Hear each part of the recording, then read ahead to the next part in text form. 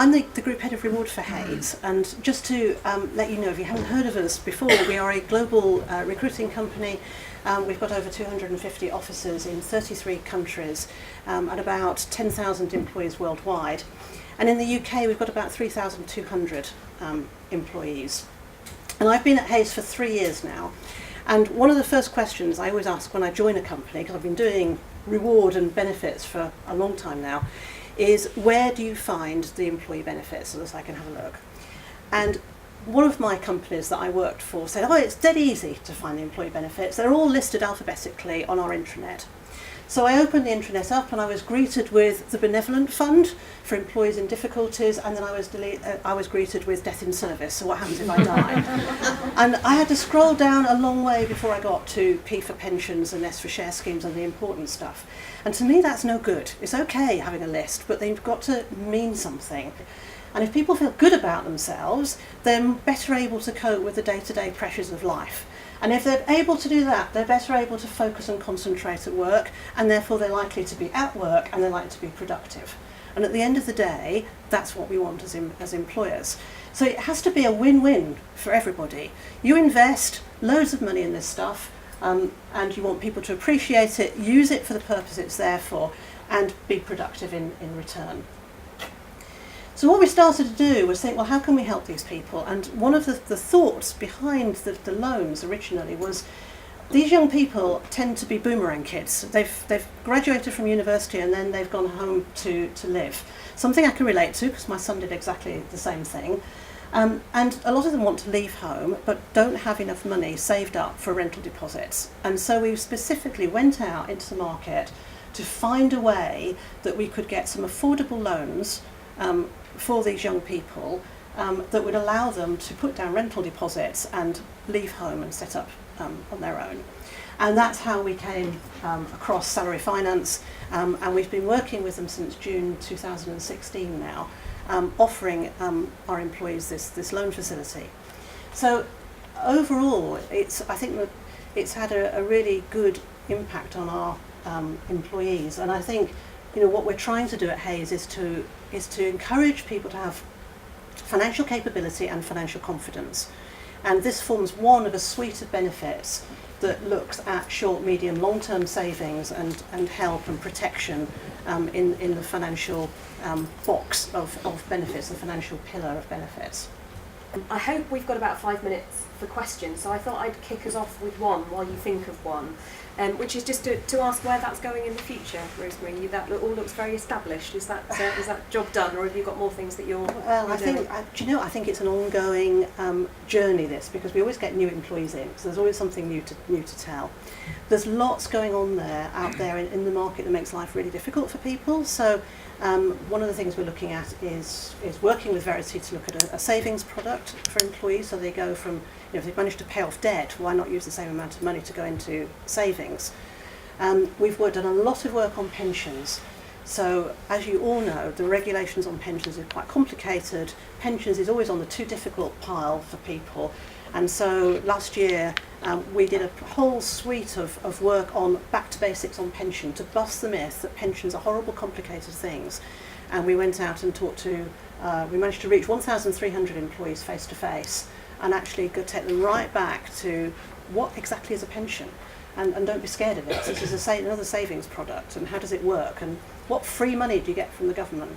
And I think it's about making it real. Don't talk jargon, make it real. At the end of the day, pension, well, you save, the government gives you some free money, and the company gives you some free money, and you put it in a pot and you hope it's invested and it grows, and there's a great big pot of money to survive on when you retire.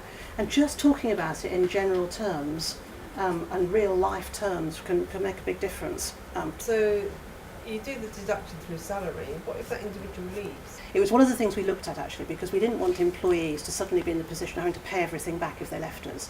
But behind the scenes there's a direct debit, so if they decided to leave us, or if they decided, which they're perfectly entitled to say stop deducting from us, because they have that right to tell us, then salary finance will deal with it behind the scenes and take the money directly with them. You talked about sort of wealth gaps right at the beginning, Verity, and one thing that's going through my mind is there's a big shift now to the gig economy, which is actually precipitating the problem. Yeah.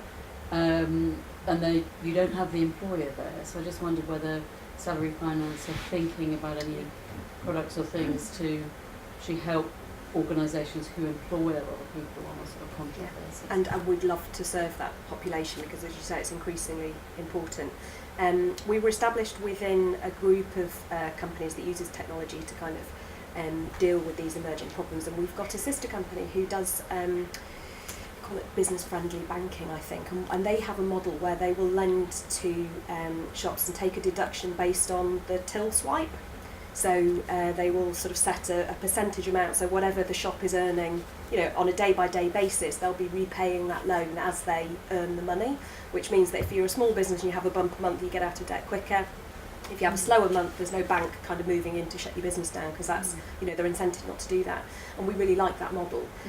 Being able to get to a position where we could, do exactly that. So as somebody has, shifts or picks up work or has that, pattern, that they can, be able to service debt in that way.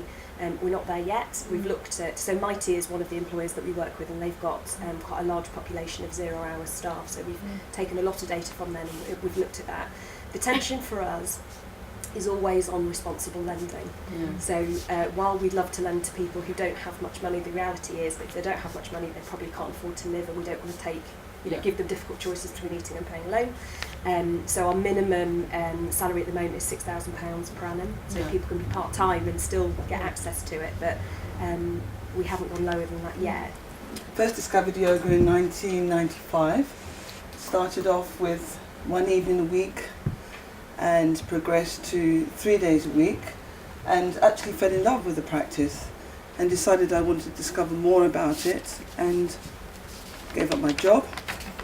Went to India, lived in an ashram, in a little tent, and just went further into the practice.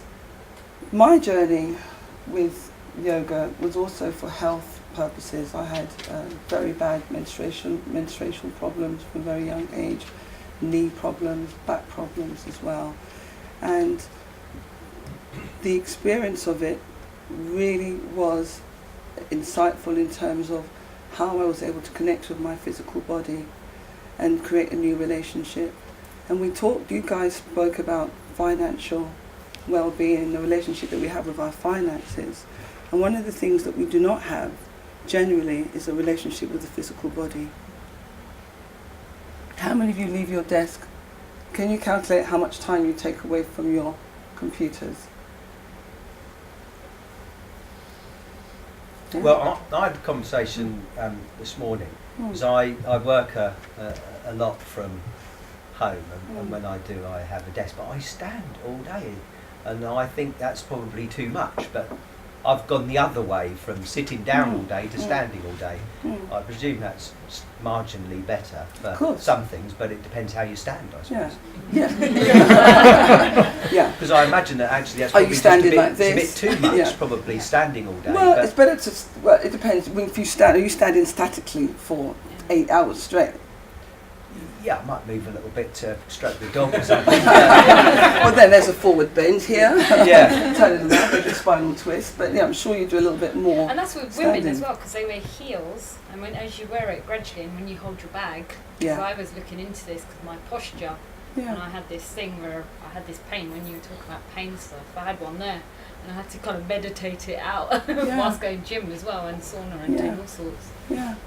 And so teaching all these elderly individuals was most insightful and really, really, really inspiring. And I was saying to Craig that teaching the elderly gives you a insight into the future of what it is to age and to grow old. And unless you have an elderly parent or grandparents, you're not that connected at all. And so teaching them, I thought to myself, well, this practice, these ladies in their 80s are experiencing huge benefits just because I'm teaching them something about movement seated, and I can transfer this into a working in an office environment.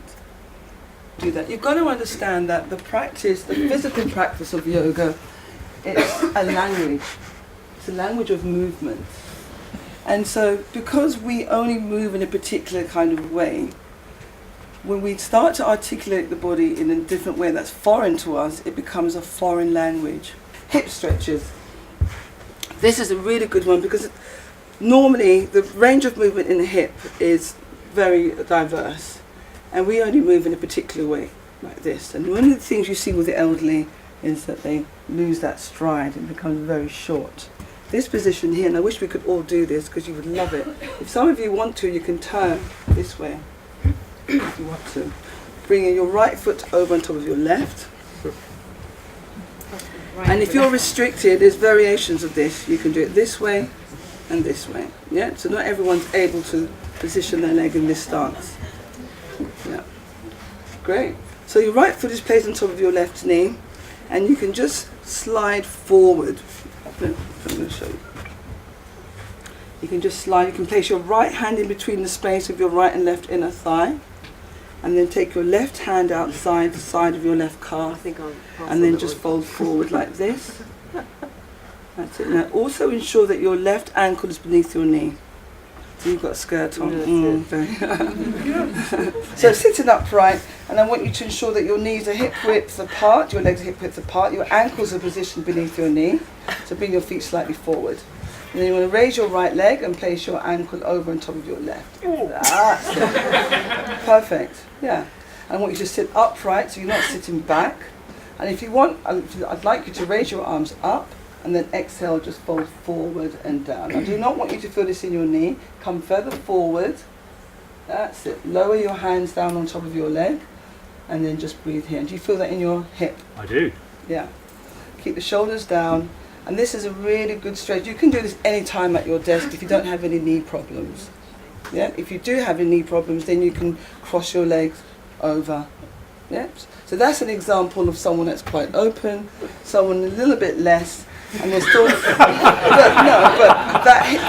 This is a really. Give me some feedback. No, but this is a really good position because there are some guys who would sit up and their knees are really high up, and some females as well. Yeah, so that's a really good position. Yeah. Change sides. Well, not this in the gym, but it's in the... Left I side. do yoga, but I still can't do that. Yeah, This is sort of now. yeah, change sides. So again, you can see this range of movement in your hip is a little bit more open than the other side. Okay, so just slide forward and lower your hands down. I'm sure you all enjoyed that, and I think you probably earned a glass of wine and something to eat. I know I have, so I'm sure you'll be joining me, and I hope you'll join us as well. Just a couple of dates for your diary then. 19th of April is our next event, and the theme is being an entrepreneur.